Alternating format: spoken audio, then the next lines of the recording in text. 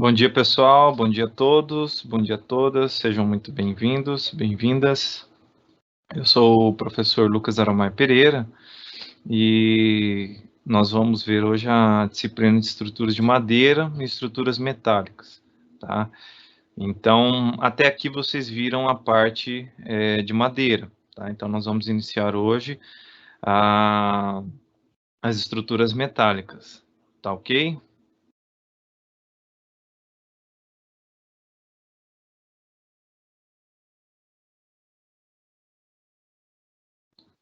Então, vamos lá.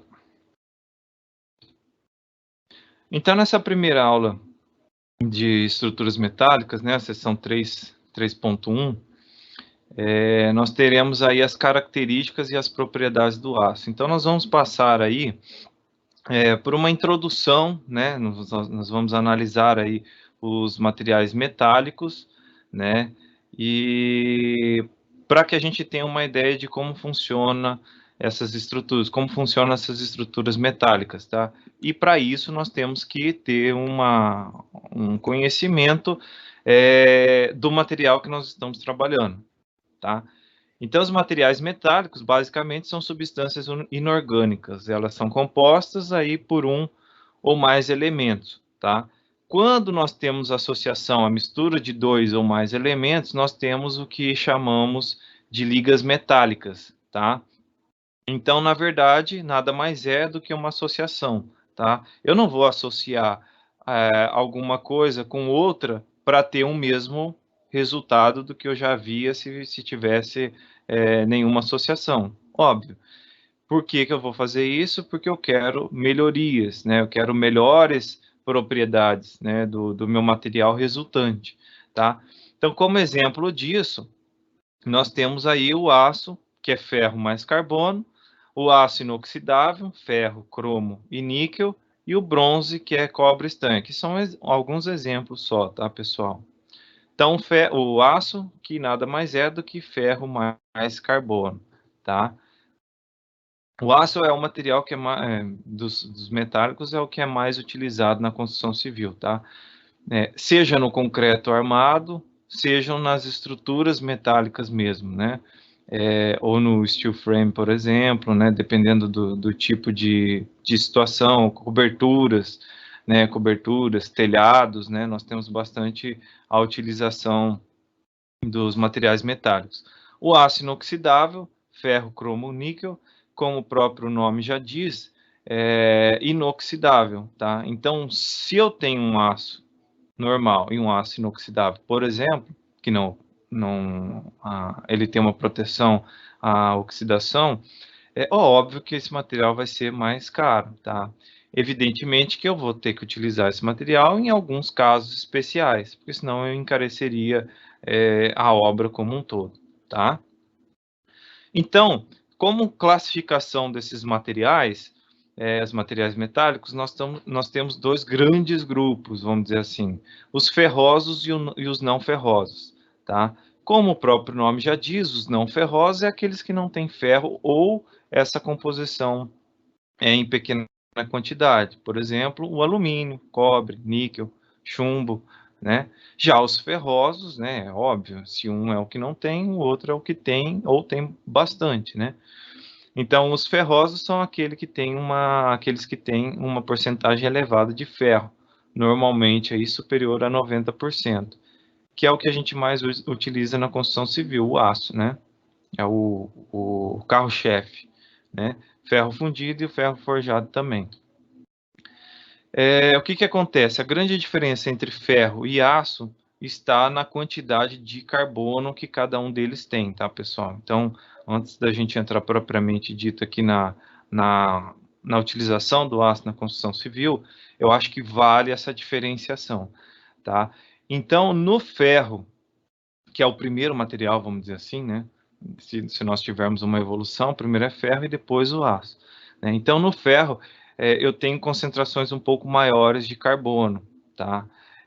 E o que acontece com essas concentrações maiores de carbono? Eu tenho resistência maior? Tenho, só que a ductilidade é menor. Depois a gente vai ver o porquê que essa ductilidade influencia, tá? Mas aqui na concepção de material, né, como material na fabricação, e isso torna, se eu tenho menos ductilidade, isso torna o material,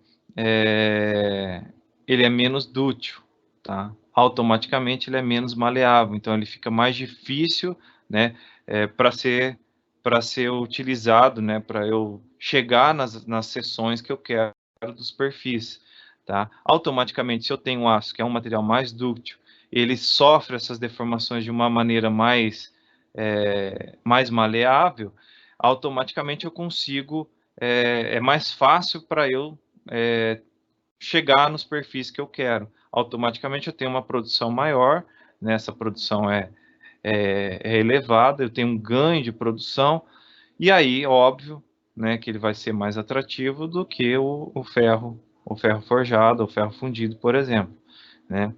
Então acabou que ele automaticamente foi tirando o espaço do ferro como no mercado, tá?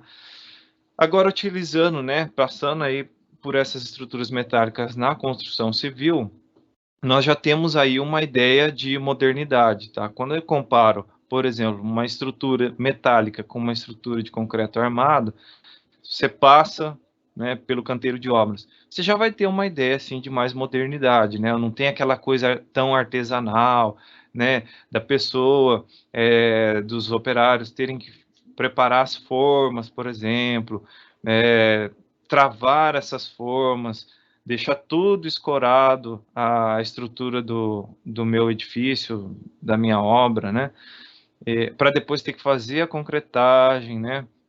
Aí eu tenho o processo de cura, ganho de resistência do concreto, depois tem que retirar as escórias, então é todo um processo mais artesanal, vamos dizer assim, né? Mas quando eu comparo, por exemplo, com as estruturas metálicas, que elas já estão prontas, pré-fabricadas, né? Elas estão fabricadas lá no pátio da indústria, elas vêm para a obra e aí eu só vou associando uma na outra e fazendo, já montando, né, a minha estrutura, tá?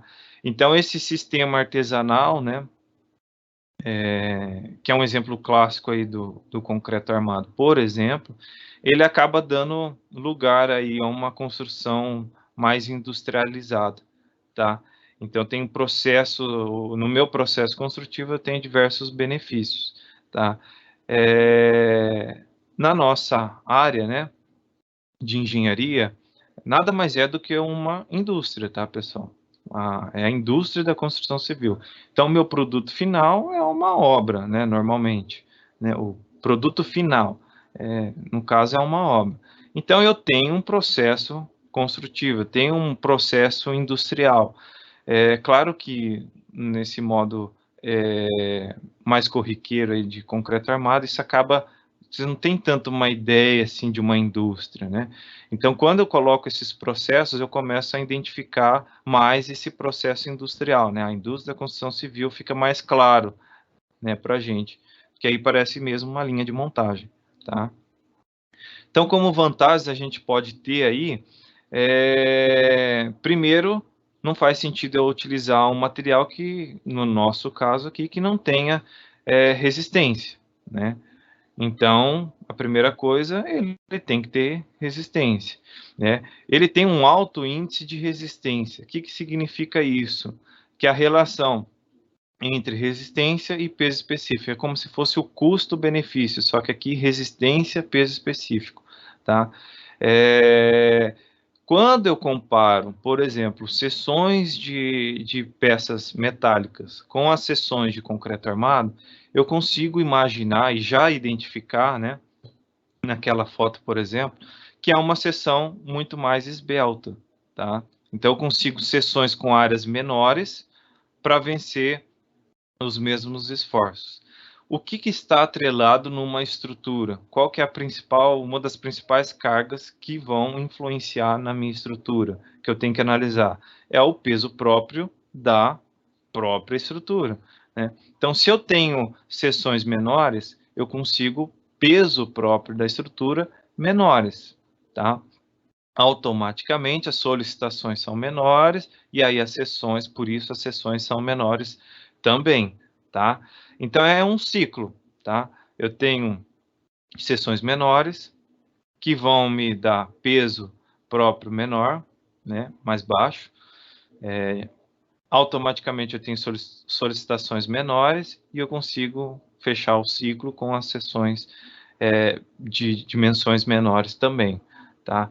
Então, isso influencia diretamente no peso da estrutura e na concepção da estrutura como um todo. Então, mais ou menos aí aproximadamente 6 vezes menor, por exemplo, quando eu comparo com concreto armado, o peso próprio da estrutura. Automaticamente, se eu tenho seções menores e consigo vencer vãos maiores, né, para esse peso próprio da estrutura, eu posso utilizar, né, indicado para grandes vãos aí, como pontes, galpões, né, ginásios, cobertura, por exemplo, de estádios de futebol, né, aeroportos. Então, eu utilizo essas peças metálicas, né, estruturas metálicas nesses casos, ok? Além disso, além da parte, vamos dizer assim, estrutural, né, eu tenho também a parte funcional, a parte de obra propriamente dito, né? Então, além desses ganhos estruturais, eu tenho também esses ganhos de execução e utilização, né? Então, a primeira coisa é que eu posso reaproveitar a estrutura, tá? Então, por exemplo, eu vou, né, o cliente teu lá, construiu há um tempo um galpão e tinha lá uma estrutura metálica, por exemplo, de cobertura. E aí, esse galpão já não tem mais utilização, está lá parado, ele não consegue fazer locação, né, enfim. E aí ele quer utilizar essa estrutura em um outro determinado local, sei lá, para fazer um estacionamento ou ter uma outra opção. Então eu posso reaproveitar essa estrutura, desde que elas sejam parafusadas, tá, pessoal? Se elas forem soldadas, também não fica meio difícil de reaproveitar, né?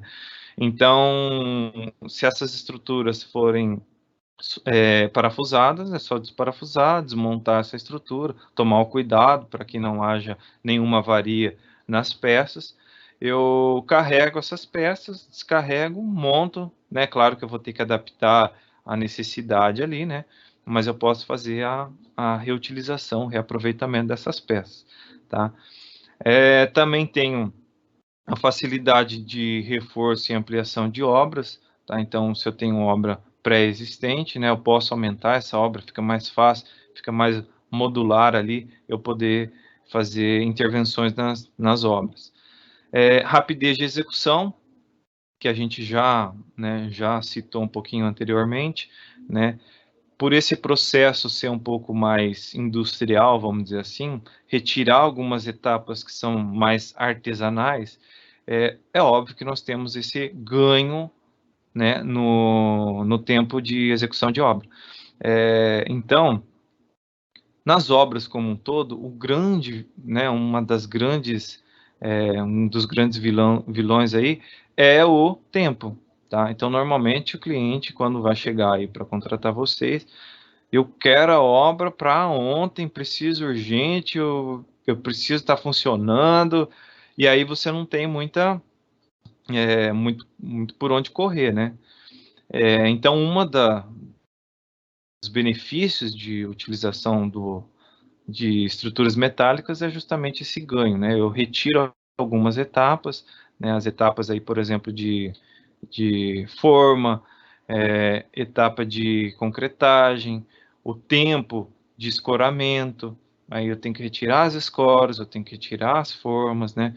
Então eu tenho esse ganho no tempo, essa agilidade. As peças já estão pré-fabricadas, eu chego lá, vou montando uma na outra, já posso liberar a estrutura depois de travada, tudo certinho, já posso liberar ela para o uso, libero para a entrada de outras frentes de serviço e eu ganho com rapidez na obra. Desse mesmo ponto de vista de obra, eu tenho, se eu preciso de menos materiais aí, formas, escoras e tudo mais, eu tenho uma redução do canteiro de obras. Eu posso ter um canteiro de obras mais limpo, mais organizado, menor, né? E automaticamente também eu tenho menos geração de entulho, porque aí eu retiro esses processos, por exemplo, de formas, travamento de forma, então tem um volume de entulho também menor, desperdício de material, né? Então aqui nós temos, por exemplo, os aços carbonos, tá? Então nós temos dois tipos, agora analisando já a composição química dos aços, tá? Então, o aço carbono é o mais utilizado, né? São os aços mais, dito assim, como comuns, né? De média resistência mecânica. E o que está atrelado, né? A maior parte do que está atrelado à resistência desse aço é justamente a presença de carbono que eu havia dito um pouquinho anteriormente, tá? Só que essa quantidade de carbono, ela está limitada a 2%, tá? Então, o que que acontece? Se eu tenho altos teores de carbono, né, quando eu comparo, por exemplo, aço com ferro, o teor de carbono no ferro é maior, tá? Então, se eu tenho altos teores de carbono, eu tenho maior resistência, ok, beleza, mas eu tenho menor ductilidade. E aí eu vou ter problemas de soldagem também. Então, além de ser um material que tem uma capacidade inferior de sofrer deformações, né, de ser mais maleável, ele também tem problemas na soldagem. Então, por isso que eu tenho que analisar sempre. Todo engenheiro é um resolvedor de problemas, tá, pessoal? Então, dadas as circunstâncias, dados a situação, o problema que eu tenho que analisar qual é o caso que vai me atender de uma maneira melhor, tá? Então, já que eu sei que aqui tem problema de soldagem, eu vou preferir, né, ligações, por exemplo, do tipo parafusadas, tá? Quando eu comparo, por exemplo, com concreto armado, as ligações entre as peças, por exemplo, pilares e vigas, né, um exemplo bem claro, ele não fica tão claro assim a ligação dele quando a pessoa passa e olha lá, né? Porque essas ligações elas estão atreladas aí à armadura que eu tenho, que faz a ligação entre uma e outra. Quando eu concreto, ela é como se fosse uma peça única, né? Já no caso, por exemplo, das peças metálicas, estruturas metálicas, aí fica bem claro a ligação entre uma peça e outra. Como eu tenho peças isoladas, eu tenho que ligar uma peça na outra, para que haja transmissão dos esforços solicitantes, tá? E nessas ligações, elas podem ser parafusadas e soldadas, por exemplo. Depois a gente vai ver isso mais para frente no decorrer da disciplina. Então, tem que levar em consideração isso no tipo de aço que eu vou utilizar. Então, teor de carbono, esses ácidos carbono, eles podem ser ditos como baixo carbono, médio carbono ou alto carbono, limitando aí a mais ou menos 2% da presença de carbono, né, na sua composição. Nós temos o aço de baixa liga e alta resistência, tá? Que nada mais são do que eu acresço, né, eu tenho um acréscimo de outros elementos de liga para que eu tenha um aumento de resistência, tanto mecânica quanto atmosférica. Tá? O que é essa resistência atmosférica? É basicamente uma resistência maior à corrosão, ou seja, eu tenho uma proteção maior à corrosão, tá? A essas condições do ambiente, as condições atmosféricas. Então, como elementos de liga, podemos citar aqui o cromo colúmbio, cobre, manganês, molibdênio, níquel, fósforo, tá? E aí, nós vamos entrar agora nas propriedades físicas e mecânicas, tá? Mais propriamente dito agora nas mecânicas.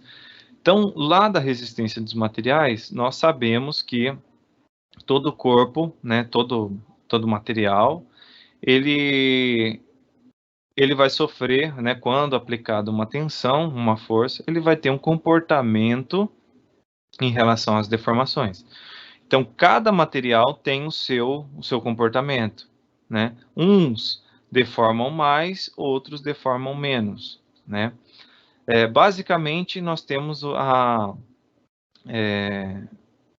a tensão como o principal fator aqui, né? Então, quando eu tenho um corpo que está submetido a uma força, essa força ela é distribuída por uma unidade de área, tá? Então, aqui o exemplo bem claro aí, não sei se você já tem isso como mente, né, na mente de vocês, mas, por exemplo, trago assim uma analogia para trazer para a nossa realidade, né, um exemplo assim mais visível. Por exemplo, quando leva um pisão com uma pessoa que está de salto alto, a dor é muito maior do que uma pessoa quando está de tênis, por exemplo. Porque eu tenho uma redução da área, automaticamente essa tensão é maior, né? Se eu tenho uma tensão maior, óbvio que a dor vai ser maior, né? Então, esse é o exemplo básico aí de tensão, tá? Então, para cada tensão que está sendo aplicada, o meu corpo vai ter mais ou menos deformação, a depender do material que está em análise. Quando essas deformações são pequenas, né, de um modo geral, eu estou trabalhando na lei de Hooke, onde essa deformação ela é diretamente proporcional à tensão aplicada, tá? Então, existe uma proporcionalidade. Se existe uma proporcionalidade, eu estou falando de uma reta que descreve essa relação, tá? E essa constante de proporção nós chamamos de módulo de elasticidade, né? Então, se eu tenho aqui uma força sendo aplicada, por exemplo, num elástico, tá? Então, o que acontece quando eu estico o elástico, né? Quando eu aplico essa força, esse elástico sofre uma deformação. Essa deformação vai depender se o elástico do material, se é um elástico, se é uma corda, se é uma peça de aço, por exemplo, ela vai ter mais ou menos deformação. Então, isso vai depender do módulo de elasticidade, tá? Mas, basicamente, a tensão vai ser, então, a força dividida por essa área do elástico, tá? Para uma mesma força, se eu tenho áreas menores, eu vou ter tensões maiores, tá? Já a deformação específica vai ser, então, o alongamento dessa peça, quanto que aumentou o elástico, quantos centímetros, por exemplo, teve de alongamento desse elástico, dividido pelo comprimento original, aí eu tenho a deformação específica, tá? Por outro lado, nós falamos do módulo de elasticidade. Então, um material vai ter mais ou menos deformação a depender do seu módulo de elasticidade, tá? Então, se eu comparo o elástico com o aço, evidentemente que eu vou ter mais deformação no elástico, por exemplo. E isso por quê? Devido ao módulo de elasticidade do material, tá? Então, a deformação aqui pode ser encontrada através da divisão da tensão pelo módulo de elasticidade. Por quê? O módulo de elasticidade é a razão, é a proporção entre tensão e deformação. Então, se eu passo para cá, passo para lá, eu tenho que a deformação específica é a tensão dividido pelo módulo de elasticidade. O módulo de elasticidade é quão mais ou menos aquela reta ela está inclinada, né? Então, se eu tenho ela mais inclinada, evidentemente que a tensão é maior pela deformação, então o módulo vai ser maior, tá? No caso do aço, por exemplo, a gente pode admitir como 200.000 megapascal ou 200 gigapascal como sendo o módulo de elasticidade, ok? Então, aqui, por exemplo, nós temos um exemplo aqui de determinação de tensão, de deformação nesse caso. Nós temos, então, uma barra de aço que está sendo submetida a uma ação de 150 kN e tem como diâmetro 16 milímetros, tá? Então, vamos lá resolver isso aqui juntos, só a título de conhecimento, tá, pessoal? Só para que esses conceitos fiquem um pouco mais sedimentados aí na cabeça de vocês aí. Todo engenheiro gosta de conta, né? Então, a gente não pode passar por uma aula sem ter uma uma continha aí. Então, eu vou ter lá a minha barra e ela está sofrendo a ação de uma carga de 150 kN. Ela tem comprimento de 1000 milímetros e a seção dela eu tenho um diâmetro de 16 milímetros, certo? Então, o que eu tenho? Tensão é igual a força sobre a área. A força eu já tenho, mas a área não. Então, vamos calcular a área aqui. A área é quem?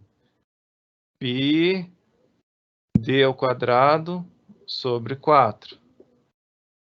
Π, o diâmetro 16 milímetros em centímetros, 1,6 elevado ao quadrado sobre 4. Então, eu vou chegar aqui, tá pegando aqui? Deixa eu subir um pouquinho. Aí. Então, eu vou ter que a área vai ser 2,01 centímetros quadrados. Então, a minha tensão vai ser a força, 150, dividido pela área, que eu tenho 2,01, certo? Então, eu vou chegar numa tensão de 74,6 kN por centímetro quadrado. Transformando isso aqui em megapascal, eu multiplico por 10, certo? Então, eu vou ter quanto? 746 megapascal como tensão, certo? Para eu calcular qual é a deformação, então eu vou ter lá deformação específica é a tensão dividido pelo módulo de elasticidade. Qual é a tensão que nós calculamos? 746 megapascal. Qual que é o módulo de elasticidade do aço? Que eu passei ali no outro slide. 200 mil, nós vamos considerar como 200 mil megapascal. Fazendo essa divisão aí, nós temos como deformação específica 0,00373.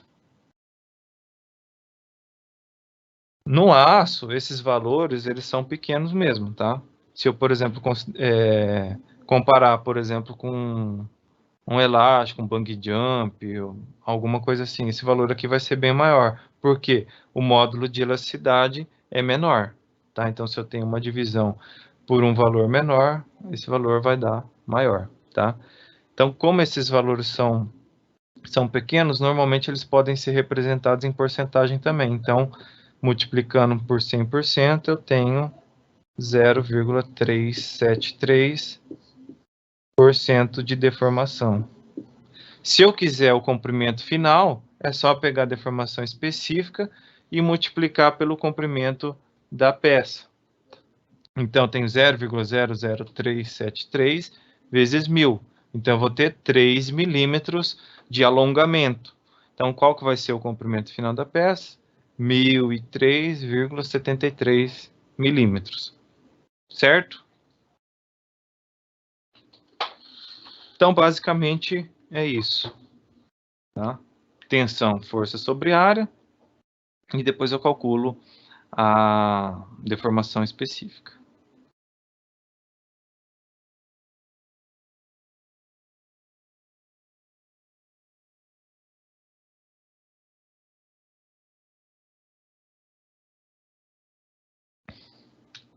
Certo, pessoal? Então, para cada corpo, cada material, quando submetido ao ensaio, né, eu tenho uma representação gráfica. Tá? Então, essa representação gráfica aqui do slide é a representação, vamos dizer assim, característica do aço. Tá? Então, no eixo aqui Y, nós temos as tensões, e no eixo X, nós temos as deformações, certo? Então, eu começo a aplicar tensão na minha peça de aço, tá? Então, o que acontece? Essa tensão vai aumentando e vai aumentando a deformação. Aqui eu tenho a fase elástica. O que é a fase elástica?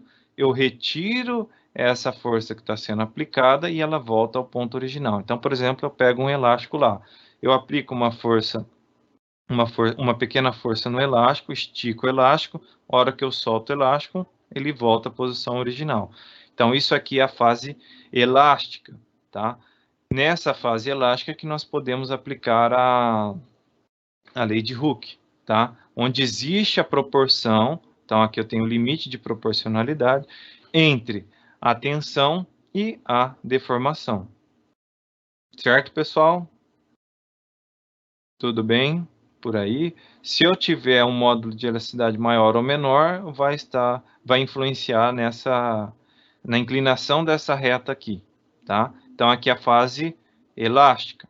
Depois da fase elástica, eu tenho a fase plástica, que é toda essa parte aqui. Então, eu tenho o que a gente chama de tensão de escoamento. Então, quando vocês forem ver a caracterização dos aços lá nas tabelas, os dois grandes propriedades, né, que identificam e caracterizam o aço é a tensão de escoamento e a tensão de ruptura, tá? O que é essa tensão de escoamento? Então, a partir desse valor aqui, desse ponto B aqui, eu tenho o que a gente chama de escoamento. Então, nessa fase aqui, para uma tensão, essa tensão aqui não varia muito, tá? É praticamente constante, porém, eu ainda tenho deformação. Então, o que acontece? Não existe uma variação de tensão, entretanto, continua deformando a peça, tá? E essa deformação, ela começa a ser plástica, já não é elástica. Quer dizer, por exemplo, eu pego lá o elástico. Hoje nem tanto, porque tá mais difícil de trabalhar com dinheiro em espécie, né? Mas vamos supor que fosse um pouco mais antigamente, se tivesse muito dinheiro. Você acaba de pegar o elastiquinho lá para amarrar o teu bolinho de dinheiro lá. O elástico tá muito apertado. O que você faz para esticar esse elástico? Você aplica uma força. E aí você puxa com mais força do que inicialmente. Então, quando você aplica essa força, esse elástico deforma a ponto de não voltar ao ponto original, que é o que eu queria, né? Eu quero esticar esse elástico aí, eu quero dar uma laceada nesse elástico. Então, o que acontece? Eu tenho deformações plásticas, ou seja, eu estiquei o elástico, ele volta, mas não volta na posição original. Então, eu tenho deformação residual ou deformação plástica, tá? Então, essas analogias é para trazer um conceito, né, por exemplo, que a gente tem no aço, para um exemplo mais cotidiano, tá? Porque quando você está esticando o elástico lá, né, você não fica pensando na tensão, na deformação, se o elástico vai ter uma deformação plástica ou não, você não pensa nisso. Mas você está aplicando todos esses conceitos, né, que estão aqui, por exemplo, na nossa disciplina, tá? Depois desse ponto, eu tenho aqui, aí eu ganho de novo tensões, ou seja, existe um aumento de tensão, esse aumento de tensão ainda vai aumentar as deformações, entretanto, já não é mais uma reta. Então, tem uma curva aqui, por exemplo, né? Uma equação aqui que já não é de primeiro grau, que vai descrever a tensão por deformação. Nesse ponto aqui, nós chamamos de endurecimento ou encruamento, tá? É esse ponto aqui, onde eu tenho esse aumento de tensões, aumenta a deformação, porém já não é mais uma reta que representa essa variação, certo? Aqui também, toda essa fase daqui para cá, se eu retiro o carregamento, essa peça volta, mas já não volta mais na posição original, tá? Isso acontece até um ponto máximo. Esse ponto máximo nós chamamos de tensão última, ou limite de resistência, ou tensão de ruptura, tá? É o máximo que o meu material a máxima tensão que esse material vai aguentar, tá? Depois desse ponto D, no meu ensaio, existe uma diminuição das tensões, então a tensão já atingiu o ponto máximo, essas tensões diminuem, só que continua ainda havendo deformação no meu material, na peça, né, ou o que seja, tá? Nesta fase, nós temos o que chamamos de estricção, nome todo bonito aí, mas nada mais é do que a redução da área. Então, essa área, a área da peça vai diminuindo, ela vai afinando, vamos dizer assim, né? Coloquialmente falando. Então, é o caso do elástico lá. Eu pego o elástico e estico. Se eu coloco uma força a máxima tensão, o ponto que ele vai resistir, esse limite de resistência, esse meu elástico, ele vai passar depois por um momento ele vai começar a afinar, né? Então, lá na região central, se você pegar um elástico e começar a esticar, esticar, esticar, você vai ver que ele vai começar a ficar mais fino, mais fino, mais fino, até o ponto que ele rompe. Da mesma maneira acontece com o aço, tá? Guardadas as devidas proporções aí, né? Então, se eu tenho uma tensão sendo aplicada, depois da tensão máxima, aí vai começar a acontecer a redução da área e chegando ao ponto de romper, que no caso seria esse ponto aqui, ok? Então, como outras características aí do aço, né, as propriedades, nós temos aí a ductilidade e fragilidade, tá? São duas coisas, duas propriedades antagônicas, tá? Então, a ductilidade é a capacidade que o material tem de sofrer deformações sobre as ações das cargas, tá? Então, os aços são dúcteis, né? Eles sofrem deformações plásticas e redistribuem essas tensões, tá? Então, o que acontece? Por exemplo, se eu comparo um copo de vidro com um elástico, qual que é frágil e qual que vocês diriam dúctil, né? Depois dessa explanação. O copo é frágil. Quando eu aplico uma tensão no copo, né, ele não sofre uma deformação muito... Claro que minimamente uma deformaçãozinha ele vai sofrer, né?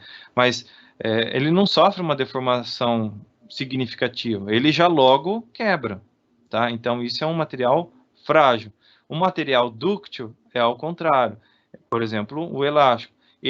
Eu aplico uma força e ele sofre a deformação antes de romper. Assim é o aço, por exemplo, agora trazendo para a nossa realidade, o aço e o concreto, por exemplo.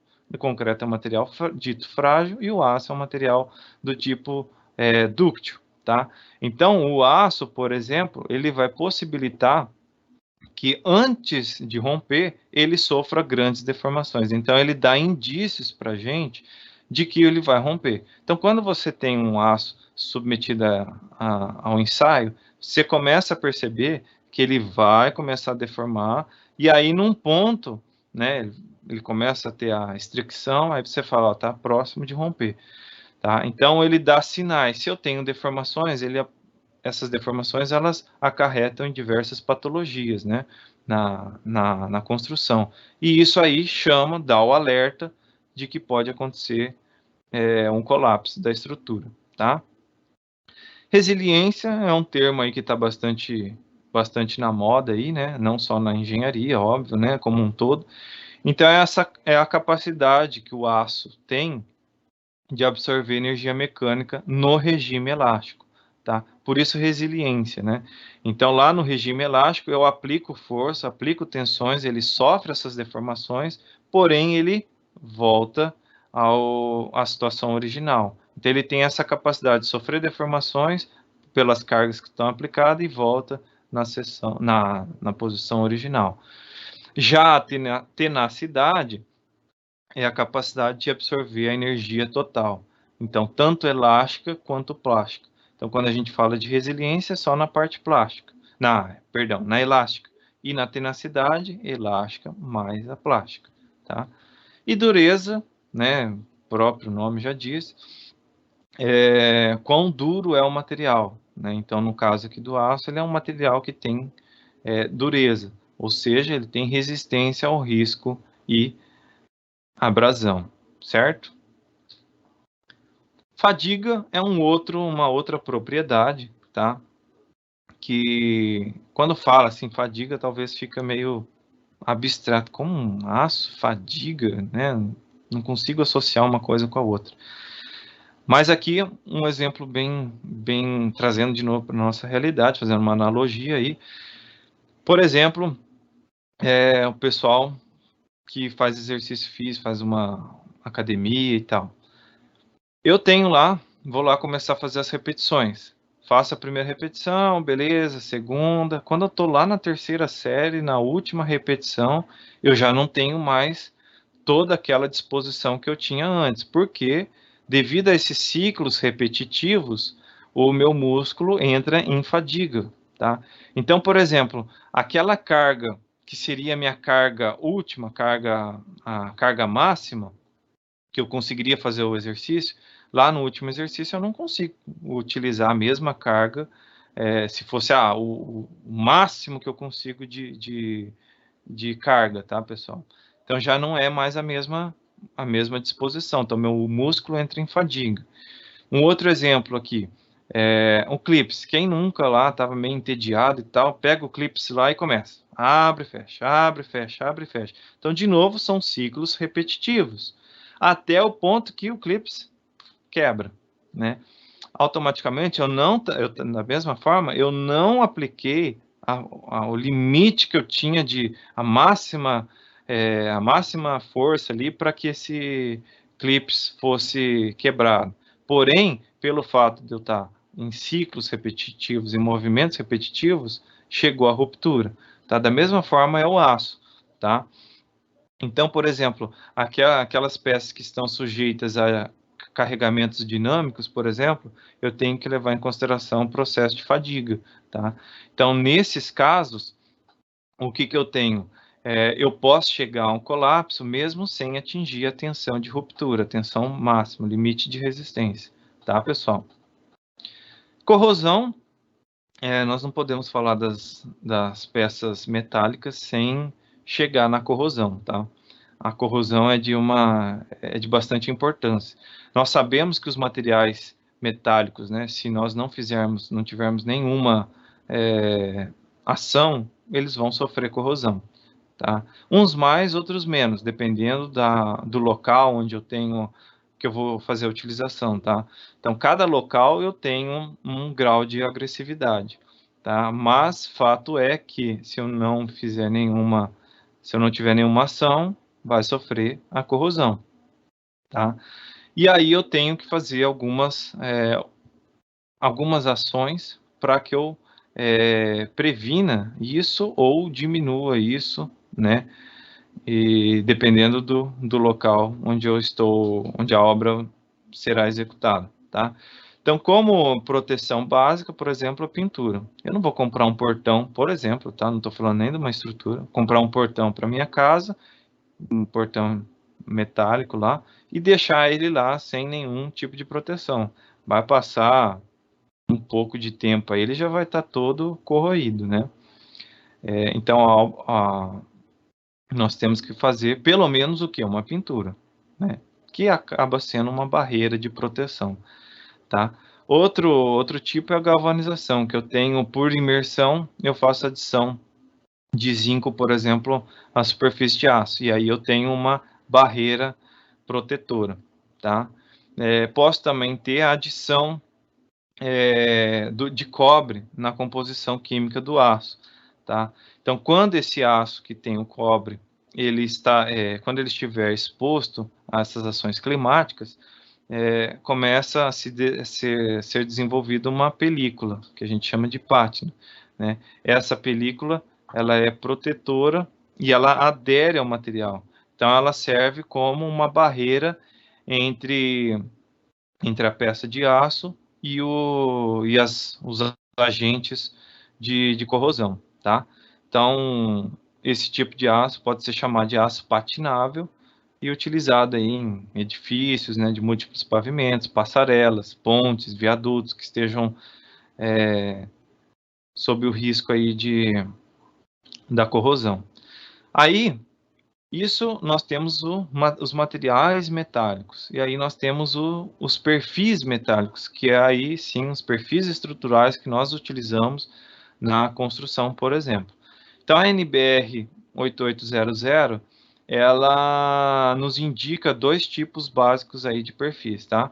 Os perfis ditos laminados, que eles são obtidos pelo processo de laminação, né, um processo de conformação mecânica, até eu atingir a seção transversal desejada. Nesse caso aí nós temos as barras, as chapas, os perfis, né, com seção H, I, C, U, as cantoneiras, né. Então nós temos uma gama de diversos tipos de perfis. E aí nós sabemos lá também da resistência dos materiais, que devido a essas seções diferentes, nós vamos ter momentos de inércia também diferentes, tá? E aí nós vamos posicionar esses elementos de acordo com as nossas necessidades, de acordo com como estão as ações, tá? E aí eu tenho, então, uma eficiência estrutural, certo? Claro que eu tenho que analisar cada caso a caso, né? Qual o momento de inércia que eu preciso para vencer os esforços. Então, aqui nós temos o exemplo das chapas, né? E aqui os perfis, né? Perfil C, perfil cantoneira, as barras, tá? Os soldados, o próprio nome já diz, né?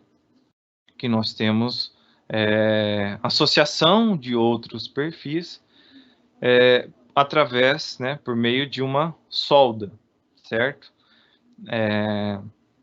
Então, na verdade, o que acontece? Em alguns casos, nós não temos os perfis com as propriedades que nós queremos, que nós precisamos. Então, aí nós temos que fazer uma associação de perfis já existentes. Então, eu faço essa junção desses perfis e soldo solidificando, né, solidarizando um perfil com o outro, tá? Esses são os perfis soldados. Então, aqui, por exemplo, eu tenho um perfil laminado, ele já é nessa seção final, e aqui um perfil soldado, onde eu tenho associação de vários elementos, aqui no caso 3 elementos, constituindo aí sim a peça final, a seção final.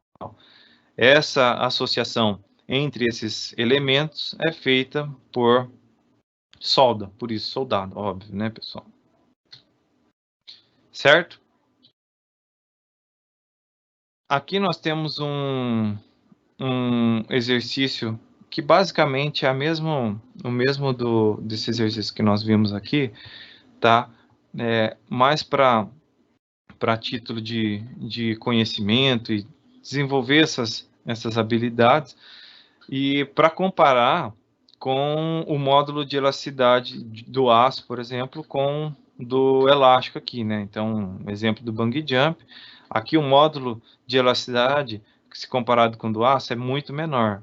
Se eu tenho um denominador menor, automaticamente aquela divisão lá da deformação, vou ter uma deformação bem maior, tá? Então, quando eu comparo um material com o outro, já começa a ter essa ideia de grandeza, tá? Nós não vamos ter tempo aqui para resolver todo o exercício, né? Mas assim, só como curiosidade, né? E já indicando aí para vocês, primeiro ponto, nós teríamos que encontrar a área da seção, né? No caso do elástico. Se eu tenho um diâmetro de 150 milímetros, é muito fácil encontrar a área do elástico, certo? A tensão é força sobre área. Qual é a força? 80? Não, 80 é a massa. Então, eu tenho que encontrar a força. Força é massa vezes aceleração da gravidade. Nós sabemos que a aceleração é 9,8. Fazendo essa multiplicação, perdão, eu encontro qual é a força que está sendo aplicada no elástico.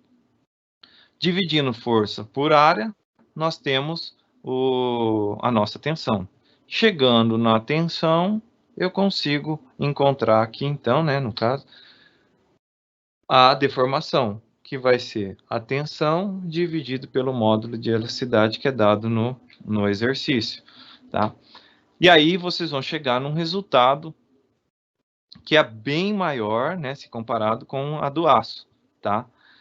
E aí a gente pode perceber qual é o comportamento, né, desses diversos tipos de materiais. Óbvio que o elástico, evidentemente, vai ter uma deformação muito maior, tá? Isso já é esperado. Por isso, ele tem um módulo de elasticidade menor. Então, módulo de elasticidade com deformação são inversamente proporcionais, tá ok? Então, com isso, nós encerramos a aula de hoje. Agradeço a todos pela atenção. Que vocês tenham um ótimo final de semana e até o nosso próximo encontro. Valeu, pessoal!